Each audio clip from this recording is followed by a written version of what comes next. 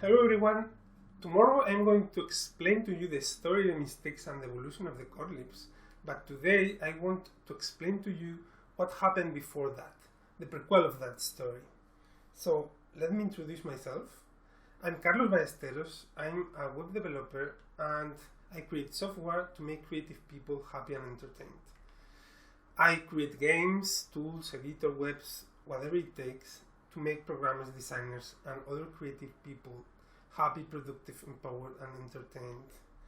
And I love to do that by pushing the technology to its limits. So that's me. And this story is a story of struggles, change, and love. And it started with a brief company that decided to stop supporting Flash. Flash was a plugin for the web browsers to support rich content, to support things that were not possible with JavaScript. But there was something called the open web, and Flash had a lot of security issues, performance issues with battery issues in low power devices, and was not open, was controlled by a single company, and Apple decided to stop supporting it. But, as you can understand, not everyone was happy with that decision. In fact, there was a lot of websites using Flash that invested a lot of time and resources in doing that, and that change could mean that they will have to rewrite everything from the scratch, and that was something not that desirable. So I joined at some point one of those companies. At some point I became the tech lead for the front-end side. And that company was Akamon. They had a product that was using Flash. And they were targeting Facebook, their own website and mobile devices by using Flash. And we had this workflow. We had technical artists and animators that created assets, animations, and user interfaces. And developers were using ActionScript 3 and using those animations, those assets, and gave them behavior and meaning. So yeah, this was the company had these three parts. We had an API written in PHP, then we had a game server written in Java, and the game client that was written in ActionScript 3. And well, there was a technology called Hacks at that point. Actually, I knew that technology before joining that company. And Hacks is not a language with its own runtime, but it is a language very similar to ActionScript 3, but with generics and other useful features. But instead of generating something exclusive for them, what it does is to convert that code into JavaScript, into Flash, into C++, to target different platforms, including JavaScript and mobile devices. So, the CTO by then suggested to not start migrating to something just yet. We had a lot of legacy code, and actually it was better to start establishing good practices so people could continue using ActionScript 3, that it was what they know, but making things better. So we read clean code, growing object-oriented software guided by tests, and things like that, and deferred the migration to something else while keeping our workflow to a moment in the future, in the last responsible moment in the future. So well, the time passed, and at some point, by being the client side tech lead, I was responsible of exploring technologies And I started exploring Unity. At that point, C# was my favorite language, but Unity had a really huge problem in this scenario, because Apple didn't only limit Flash, the Flash plugin, but also any other plugins. And the Unity plugin, the Unity for the web was using a plugin that it was not even that popular as the Flash one. And well, it were able to target JavaScript, but for an empty scene, the JavaScript it generated was a 40 megabyte JavaScript file that took like something between 10 and 20 seconds to load. And that was really bad in an user experience perspective. So we couldn't use that. So I explored other technologies like TypeScript, Scala.js, and well, actually TypeScript was really similar to ActionScript 3 and was really nice, but the IDE support by then was not that great. In fact, importing symbols from other files was something somehow painful, and well, it was problematic. But there was another really huge problem, that was that on iPhone and other iOS devices, by then, when including a web application in a standard application, the JavaScript executed there, instead of being fast, it was interpreted, and it was like 1 order of magnitude slower, something like that, and we could not able to create the games we wanted to create with that kind of performance. And well, then there was Scala.js with somehow the same problem with JavaScript on iOS, but there was technologies to handle that.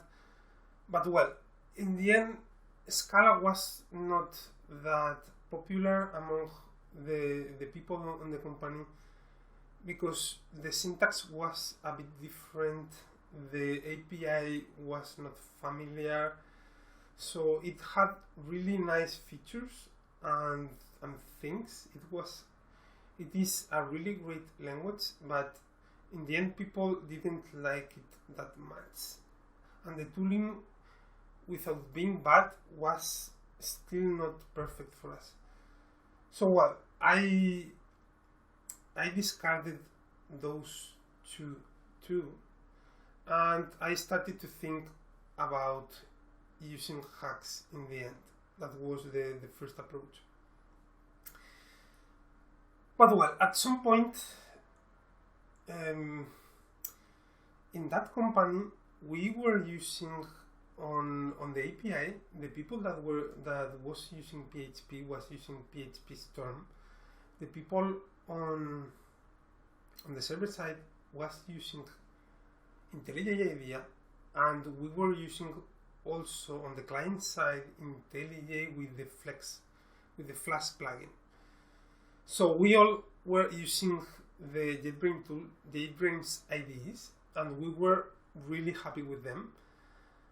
So well, at some point I discovered something called Kotlin by chance. I don't remember if it was like pressing the file new project and seeing something called Kotlin, or if it was that I joined I looked the JetBrains blog at some point for some reason and discovered something called Kotlin. I remember the Yoda paperwork with please develop statement there. So it was something like 2015, and well, when I tried Kotlin, I was super excited. I I tried it and I was really impressed about the how simple and concise the code was.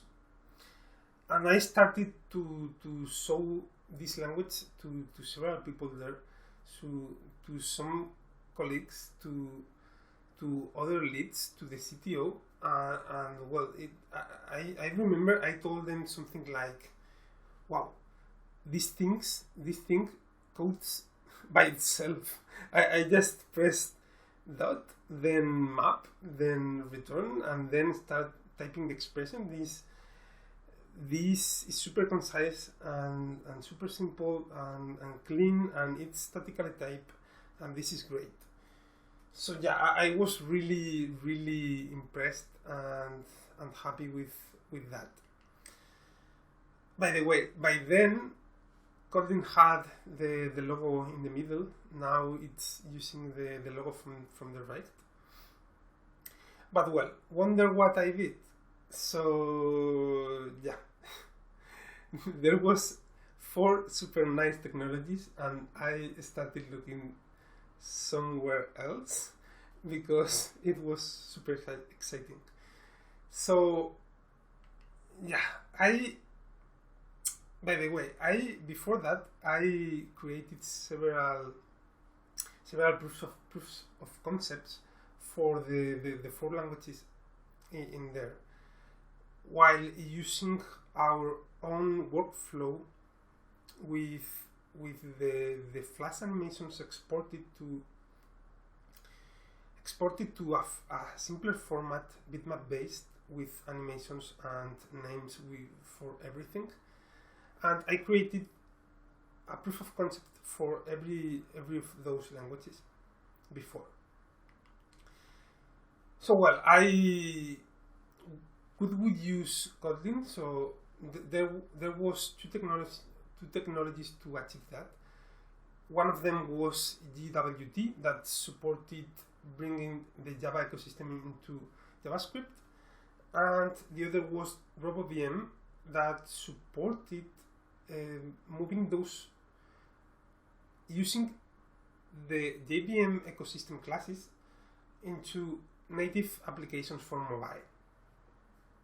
So I created a proof of concept for that, for the JVM, and it worked flawlessly. The experience was really, really nice. I was really impressed and amazed by the simplicity of the code and the global experience doing that. Until I discovered this. GWT uses Java source code. Not KorGE source code, Java source code. So this was my face. And what the fuck I did, that I created a proof of concept before validating that. So yeah, this was a really huge mistake. So I decided to go on holidays, relax a bit, and think about things. So yeah, I could return to from the holidays, and well, start using tell the people there that well, KorGE is great, but we cannot use it. So let's use hacks, and that's it. The problem was that the hacks tooling was not great. The IDE support was not in the same level at all. And well, I even started.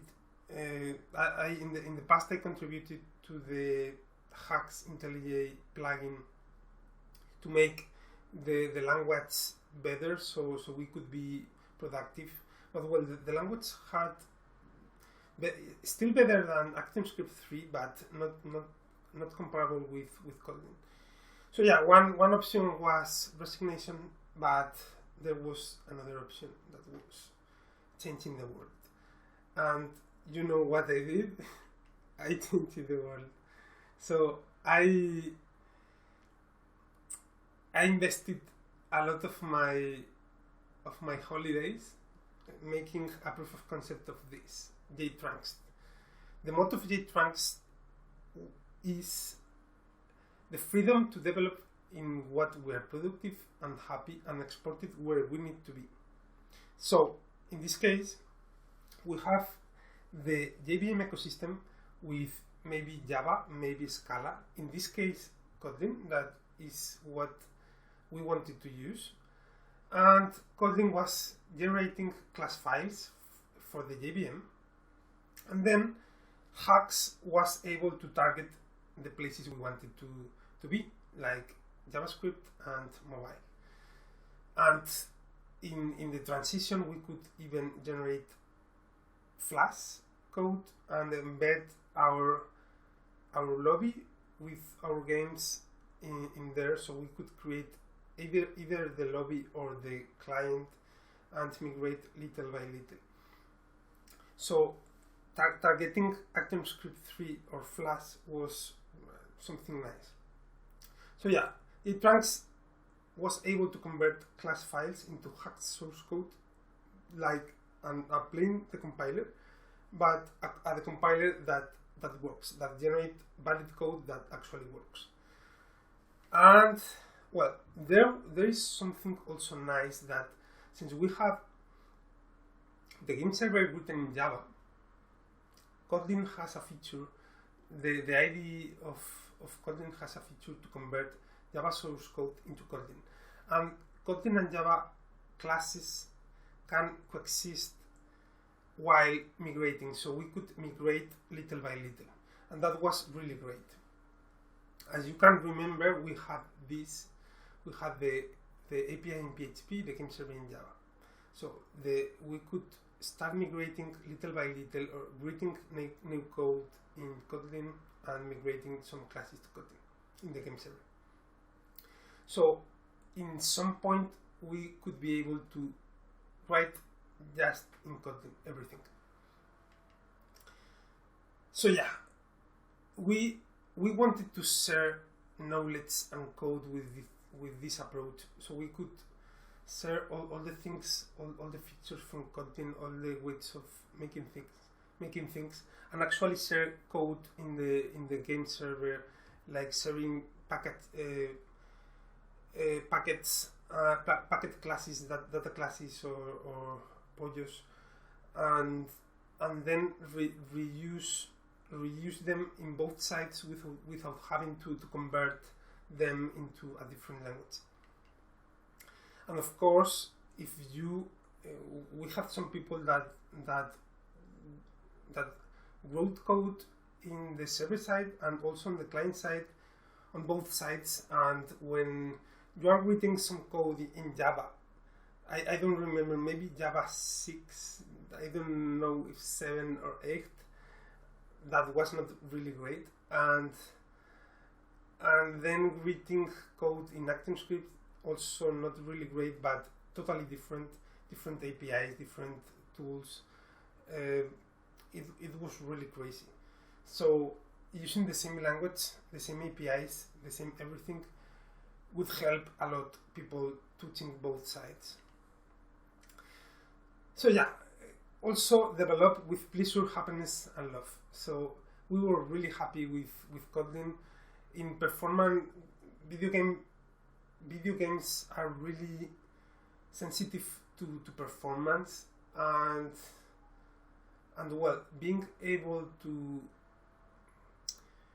use things like lambdas with inline functions that actually doesn't allocate things while using those lambdas is something great, that you can actually do that kind of things without a performance penalty that you would have with normal Java lambdas. And well, by being statically typed, we have performance and tooling in a way that works super fine. In fact, Kotlin was designed to support tooling, so it doesn't support like a macro system that supports putting an if in a place that breaks everything else. So it's designed to have great tooling.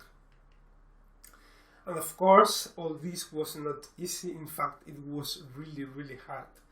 But well, in the end, it worked.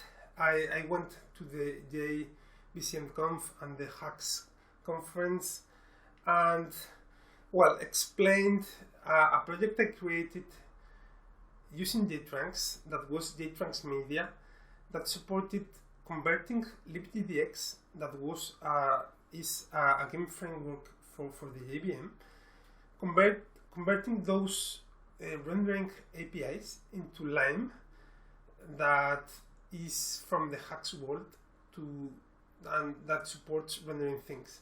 That is, it was used by OpenFL, that also from the Hacks world, but in the end we could use libgdx and make libgdx games that works on the JVM, but also targets to other places by using Lime and Hacks.